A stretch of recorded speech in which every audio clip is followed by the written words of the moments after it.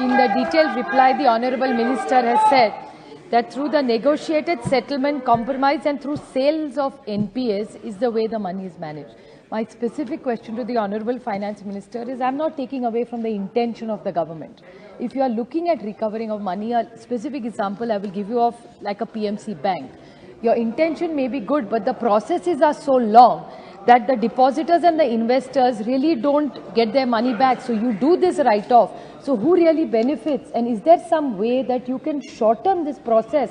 Because people have been jailed, they are sitting in jail, but the common depositor has not got his money. So what have we really finally achieved? And the cost of, say, the assets that are kept, the assets are sitting in one place, you have frozen them. So how do you get the money back? And it's not about only your books looking good. It's eventually the depositor and the investor who has to benefit from this intention that your government is claiming. If you could kindly clarify. Thank you. माननीय speaker महोदय, आपके माध्यम से बताना चाहता हूं कि अलग अलग बैंक के माध्यम से कार्रवाई की जाती है एज पर the guidelines of the bank board.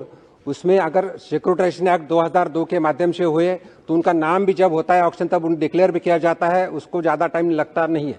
लेकिन एनसीएलटी के माध्यम से अगर करे तो एनसीएलटी के माध्यम से जो ये कंपनी के संबंध में नहीं है उनको कंपनी चलाने को दिया जाता है। और मैं बताना चाहता हूँ कि अगर समझो लिक्विडेशन अगर वो एसेट का किए तो 178% रिकवरी उसमें होता है, जिससे अगर वो प्लांट या यानी उद्योग अगर लिक्विडिफाई करे तो उसमें से कितना जुगना तो पैसा मिल जाता है। माननीय वित्त मंत्री जी। I quite understand the sentiment with which Honorable Member Supriya ji has asked this question, and I'm fully appreciative of that thought. Yes, it takes a long time. The processes are very layered.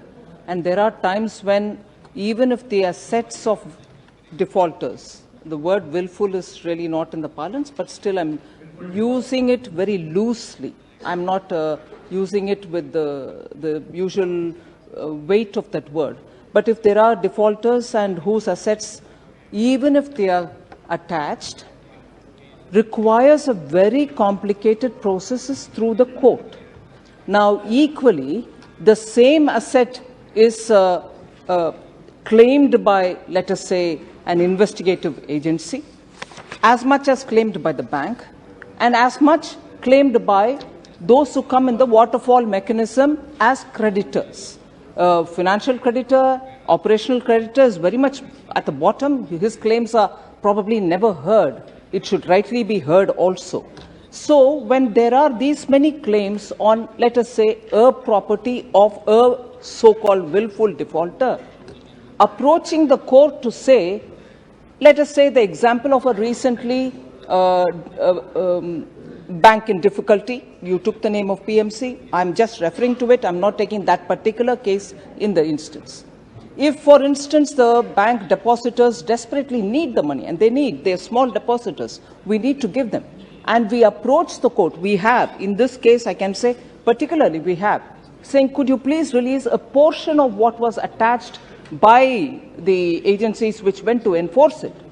The courts wouldn't allow you to detach that element or that portion for giving relief for particular bank depositors. So unfortunately, I agree with the Honourable MP, the processes are so layered. By the time justice is sought to be delivered, many of these small depositors are put to extreme difficulty. There is definitely a need to look at how we can simplify the process without denying justice.